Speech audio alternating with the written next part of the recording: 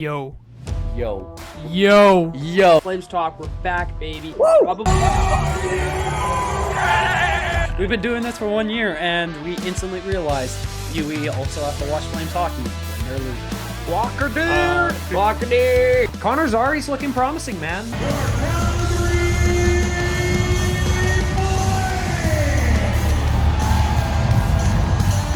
Boom! Ladies and gentlemen, welcome back to the Puck and Stuff podcast with your host, T-Dog and B-Dog on the other side of the screen. Buddy, how you doing, good sir?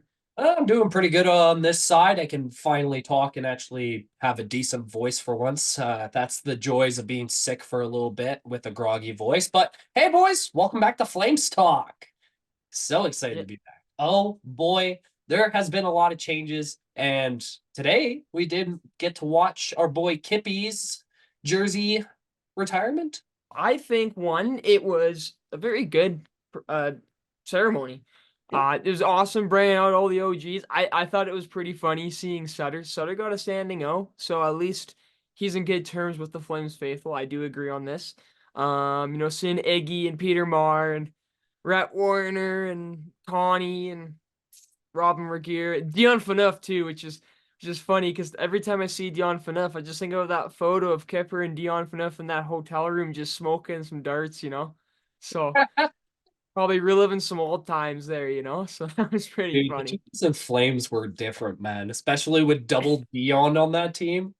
Time, not just the Flames, life was different, man. Like I bet you if an NHL player was caught smoking a pack of darts from either their agent, coach, or GM, they probably they get in some serious trouble, as my guess. I actually don't know, but Ruzicka got in big trouble for something a little worse, But That's a so, whole different story. It kind of makes I sense why know. the Flames got rid of him when they did. Oh boy. But yeah, it was awesome to see, and I got the standing O, and man, it's deserved, man. And I gotta say, one thing I do love about the organization itself is there's a good alumni group in Calgary. The people that want to stay here like the place and they cherish it. And a lot of them actually live here too, so I think that's pretty cool. Oh yeah. I think it was a really nice presentation for Kiprusoff. I think it was well deserved like every other Flame would think because like it's just that was such a different era of goaltending for say because a lot of people now would be like who the hell is Kiprusoff? But Yeah. to us, even you and I were like we got the last years of Kiprusoff when we first really started getting the hockey, but even still he was such a big impact to the organization as a goaltender. And you could say it really did start off in that '04 season. And I also watched this too during Kiprusoff's interview. One of the guys asked him about the goal in '04. He's like, Yeah. not much else to say. It was in, just they didn't count it. So I thought that was funny, but they did really well. I'm happy that now his numbers in the Raptors. I'm excited to see it next time I go. But something did happen with the Calgary Flames involving trades, and it hurts to lose this guy, but I think it was the right thing to do. T-Dog, maybe we should talk about it. Yeah, so I mean, I feel like that's kind of the biggest thought besides the whole Kipper thing with this game is how you're gonna play because you lose Chris Tanev. So the trade is that Chris Tanev goes to that confused me for a second because on Cap Friendly it said the Devils. I'm like, what? It's the retention. That's why. But Yeah. pretty much, Chris Tanev is now in Dallas Star. Flames retain 50% as well. The Stars get Cole Brady, but he's not from New Jersey or from Calgary. He's from the New Jersey, so this is a three-way trade. So that's what Dallas gets. New Jersey then retains, I think, it was 25% of Chris Tanev, Yeah. correct? And then as well, they are going to get a 2026 fourth round pick from Dallas. And then the Flames return is a 2024 second round pick from Dallas, a 2026 third round. This is a conditional, but this is if Dallas makes the finals this year. And then the piece we all want to know who we're going to get, where we're going to get Stankoven, and most likely not. We get a defenseman, Artem Grishnikov. So I think we both agree on the initial thoughts. I think we were led to believe we were going to get an absolute wagon haul But you have to kind of retract your biasness and look at it at an objective standpoint. Tanev's a great player, but he's aging at 34, has injury-prone problems, and he will most likely just be a rental because I don't think Dallas can sign him, especially if Tyler Seguin is going to come back. That's a $9.5 million cap coming right back. So that's why the retention happens. But I mean, I want to know what you honestly think, but I feel there is reason to believe that maybe this is actually a better trade than we initially thought. Well, okay, it's kind of a lot because when you were first talking about Tanev, we mentioned the idea that oh, there could be potentially another first round pick coming out of this, or it would be a second round pick and a prospect. That was kind of like the situation of what we were expecting out of the trade, but I feel like a lot of Flames fans were hurt that we didn't get a first out of it. So we look at Grishnikov, and he played 3 years with the Hamilton Bulldogs in the OHL. His last season there, he had 65 games with 17 points. Not crazy impressive, but still, he's a very defensive defenseman, 6'1", and he's 20 years old. He played 44 games in the AHL with the Texas Stars, only putting up 5 points. And sadly enough, we're not going to be able to see him on the Wranglers anytime soon due to injury. So hopefully we would be able to see him and how he plays next year. But right now, he looks like a solid prospect. That's what a lot of people are saying about him. Obviously, Conroy likes him, so I'll give the sympathy there that I'm going to trust Conroy in this scenario. But you still get a second round pick out of it. And if they do make the finals, they do get a third. So honestly, you could still say it's a lot for Tanev, like you said, being on the other side of 30, a lot of injury problems. But you also got to realize Tanev is a very underrated defenseman in this league. He will take pucks to the face for his team. And I think Dallas down the road really was looking like, oh, this is a great defenseman to have in playoffs. So I think we might have lost a trade in a sense, but I still think it's pretty even. I mean, I'm conflicted with trades in the sense that one, yeah, I think we could have maybe gotten more, but then of course when I think about the whole scenario with Tanev and just how the contract is at its point right now, then then what else can you get? It's kind of tough. Yeah. Um, but as well too, like at least you got something because did we get something for Johnny Hockey? Right? Like every time, every trade now, I'm thinking like at least we got something because we didn't get anything for Goudreau, right? We're So at not least just we're not letting them making walk those off mistakes. to free agency. Fair enough. But I think, you probably agree with me on this too. Like, I'm gonna trust Connie's process because the last few trades have been awesome. Yeah. And so maybe they're seeing something in Grishnikov that some teams or don't, or maybe the scouts saw. So I'll take it. His plus minus was a +3, if I'm correct, with Texas. I don't know what his Hamilton Bulldog stats were with the plus minus, but to me, that's what I'm looking at if he is going to be a stay-at-home defenseman. Oh yeah, he had a plus minus of 3 with the Yeah. Texas Stars, and then actually he had a plus minus of 7 with them in the Bulldogs. In his second season, he had a plus minus of 33. So yeah, dude, that's a Okay. pretty solid two-way defenseman. First game, Pittsburgh, no Tanev. I feel like my opinions on this game have changed since the end of the game. I had a lot to say, and now it's kind of I also think went that was a because lot of it's one Flames game. fans, man. I think that was honestly every Flames fan after that game. That was something. So I mean, quick rundown. They were sloppy. They were slow. There was a lot of giveaways, turnovers the first two periods. They didn't have any emotion, excitement, and to me that always annoys me because it happened with the Iginla retirement too. It's like like there should be some emotion getting hyped, right? Like, because of the juice that should be in the arena and the electricity because of something like a retirement ceremony. Yeah. But it just wasn't there at the first 40. You're down 3-1. Then third, what sparks that? Pittsburgh giveaway. And Uh, then a Nazem Kadri goal that is goal of the year oh, candidate. Absolutely fantastic. he said And five. I then do from it there, myself. My God, Thanos. yeah. Oh, Yeah, and dude, I gotta say, man, Kadri, like, he's prove me wrong, man. I really do like him. He's clutch, man. I think he's our clutch guy right now. I think him or Sharon Govich. I think they have been the ones to score. Even Coleman have been the ones to score when needed. And we don't have a guy who can just pick it up when need to, but maybe if you can have certain players on certain nights happen, that might help a lot. Well, especially when you notice with this team this year, you got to say Kadri is like the explosive force offensively for Calgary right now. Other than I would say Sharon Govich is in that conversation too, but right now Kadri leads the team in points and assists and potentially goals. So honestly, you really got to give a lot of respect to Kadri, especially with how much I wouldn't say hate. I don't think I would say hate because we like Kadri, but we just noticed it's not a Well, it's just star. when a Canadian market is losing, you're Yeah. gonna have criticism. Yeah. That's just how it goes.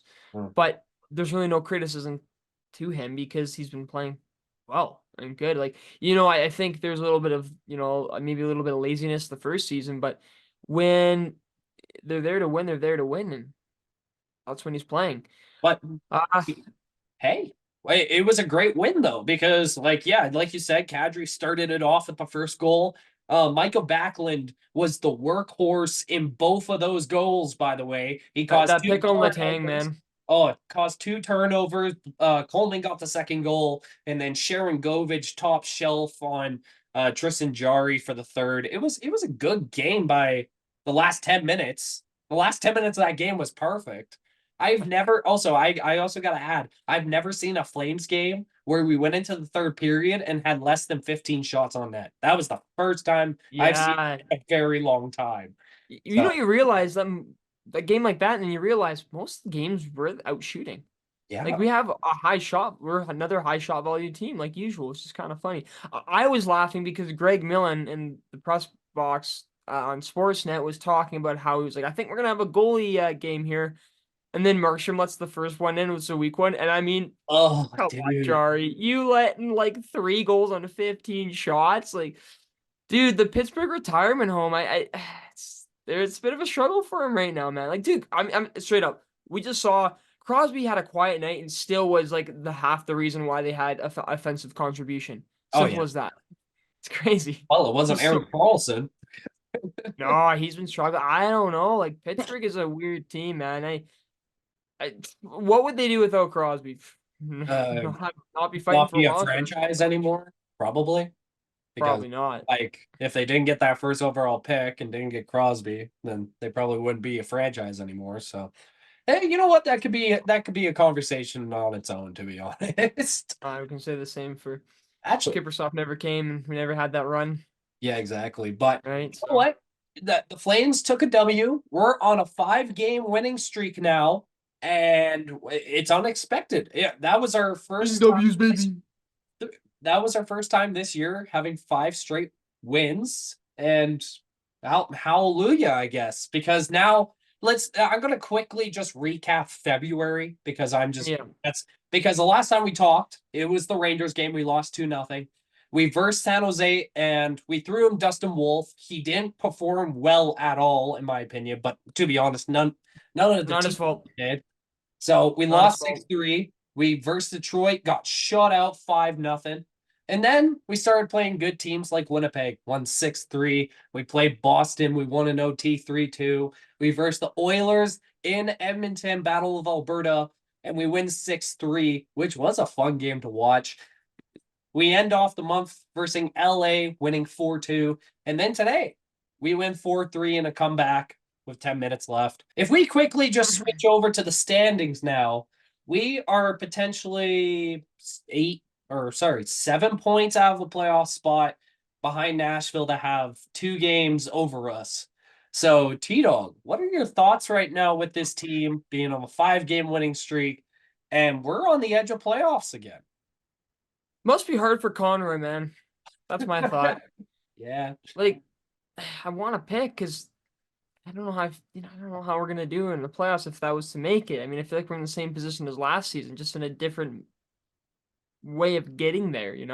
They did get rid of the toxic players in the room, and there's more of a connected group now, and really care about it. it's something to think that it's like, 5 points out of a playoff spot right now.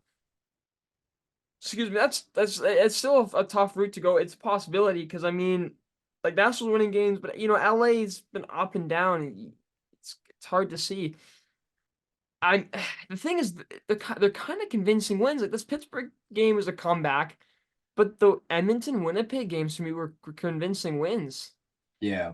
It's a little tough to really know like where you kind of put them. But I gotta say too, you are winning when you're trading these players, right? You're mixing up the team, right? So maybe you're going to like forcibly lose chemistry and you're still winning these games. I think long term we'll definitely see the repercussions of having to trade these players, Yeah. especially when Hannafin goes. But that's not then. That's later. Sorry, this is now, and they're finding ways to win. Like it's fun. It's fun. Like you and me are on the decision that you might as well just go for a pick. But winning's fun, man. It's I fun to mean, hear the crowd, get all ruckus and stuff. especially it's really nice to just see that you are getting rid of these players like Lindholm and Tanev, and you're bringing in young guys like Conroy wanted to, and this team is still producing wins with those young players, which is exciting. It really is. Like now, when I remember a little bit ago with Daryl Sutter, I told everyone you should trust the Sutter process. Now I'm fully on the bandwagon of trusting the Conroy process because obviously you saw what he done with those trades. It's kind of up in the air with the Tanev trade, but you're seeing what he's doing so far is working. And you especially see with Huska's system as a head coach, the players are really buying into it too. So that alone is just nice to see that we have a head coach that knows what to do with these players, especially young guys who came up to play. And it's nice to see just everything working and we're winning. As much as you and I want a first pick, it is nice to win. Yeah. I mean, easily. We'll see what happens at the end of the season, but you find ways to win. You find ways to win, and that maybe get you in the position that you want. So I guess you just kind of take it a game at a time. And I mean, sorry, who do we play next here? We Rocket play Seattle next, right? So you have to go out and just win Seattle and just kind of keep going from there. And release. I mean, the thing too is Calgary's schedule isn't the hardest, right? Like Tampa, Florida will be a hard road trip in Carolina, but Seattle's a possible win. Montreal's a possible win. Washington, right? You seem to have like Buffalo, not Chicago. Uh, Oh, there's some teams you righty. have their numbers, right? And you could like sometimes we have Tampa's numbers, so it's like maybe you do win. I'm definitely interested because we look into next week. Next Friday is the trade deadline. And potentially when you look at that, Markstrom obviously seemed very upset as he was talking to the media. And basically, we obviously know the situation, what was happening with New Jersey, and it's rumors that Markstrom could potentially be traded. But since then, obviously, the Flames have said that they're not going to trade Markstrom at the deadline. So that is a little bit disappointing because a lot of us were excited to potentially see Wolf play of full half with the Flames. That would have been really nice to see. But I think for team reasons and just how they've been doing, they've decided not to trade him. Obviously, he is upset because of that switch around conversation of, oh, are you fine if we go with this trade? And then completely like, nope, we're going to decide later what to do with you since you're doing so well and the team's winning. Which I can understand why that would make him upset, but at the same time, as a management way, you're doing what's technically best for your organization. And if it's trading a guy like Markstrom when his value is highest as it's right now, you do want to try to figure out how to get that trade. I can understand that. But now, as a player, from a player's standpoint, that does hurt hearing your name getting dropped a lot in media, and I can understand why that would bother him to that extent, per se. Yeah, no, 100%. Like you put your heart and soul into a team, right? And then they're kind of wishy-washy with you when it comes to something as big as, a trade, right? Because that completely shifts, like, not just your career, but your life too, right? Yeah. And so he probably wants just some clarity, and he's not getting it. I mean, who can blame him? Like, I feel like if there's any problems, it's always management that has. It might not even be meaning management. Well, not just the management itself as like the GM. It might be up from there, right? Like, who's Yeah. calling the shots? So I can understand that why he would be mad about it because, again, like you just want to like he's an important piece and he deserves some respect to have it be done professionally because then the media takes it and then goes from there. Yeah. We don't know how the media is, but one thing I do have to apply to him and the team is how well they are playing with all this noise in the background. Because I feel Mhm. like some teams would fold because of it, but it's not folding this team right now, so that's pretty cool.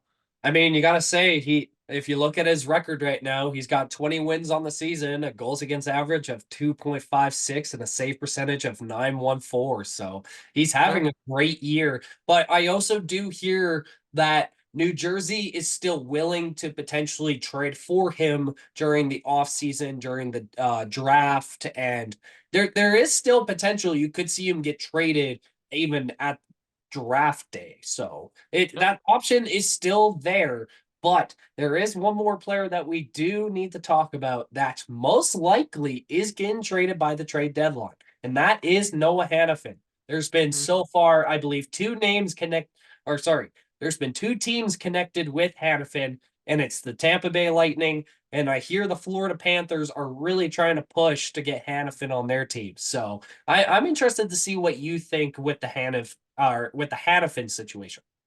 Well, with Vegas's cap circumvention, it'll be Vegas. They'll be able to sign Hanifin, Bushnevich, and not Jack Eichel and Okay. Jake Gensel. So that's what's gonna happen. Oh No, my. jokes aside. I even heard Boston too, right? He's a hometown kid, so maybe. How I see it is this: any team, because it's gonna be a cup contender, and that's a player you want to sign long term, man. Yeah. I don't think you want him as just a rental.